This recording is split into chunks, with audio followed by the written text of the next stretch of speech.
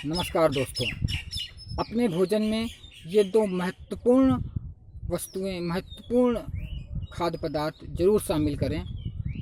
Number 1, चटनी। विभिन्न प्रकार के पत्तों की चटनी, जैसे धनिया का पत्ता, पुदीना का पत्ता, करी पत्ता, 1-2 अमरूद का पत्ता भी डाल सकते हैं, एक पीपल का पत्ता भी डाल सकते हैं, पालक का पत्ता भी डाल सकते हैं। जो भी पत्ते खाने वाले हों, आप कोई भी पत्ता डाल सकते हैं। जितने भी आपके पास उपलब्ध हों उतने भी पत्ते आप डाल सकते हैं। भले अगर केवल धनिया और पुदीना का तो उसी को डाल दें।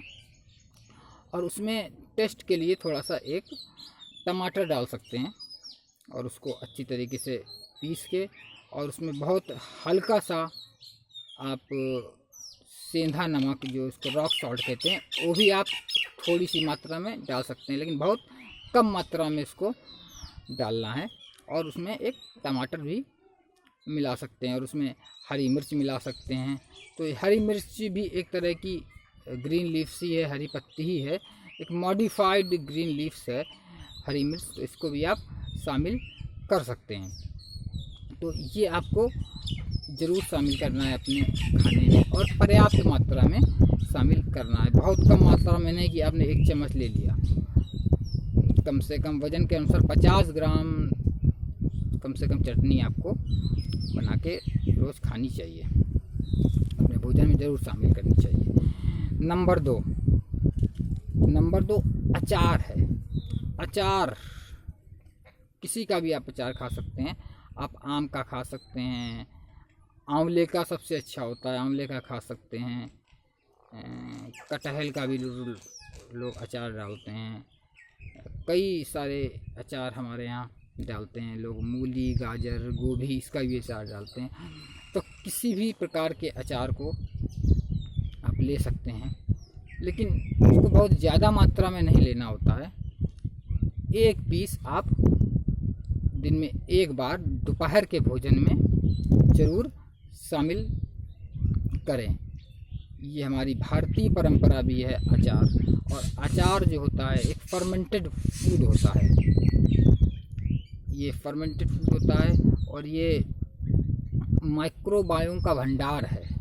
जो हमारे माइक्रोब्स होते हैं, जैसे अच्छे वायरस, बैक्टीरिया, यीस्ट, ये जो अच्छे माइक्रोब्स होते हैं, इसका ये भंडार होता है हमारा अचार जो होता है। क्योंकि फर्मेंटेड फूड होता है, कई दिनों तक, कभी कभी 1-1, 2-2 साल तक, 5-5 साल तक भी अचार रखा जाता है। कई सालों तक ये रख के अचार बनाया जाता है। तो ये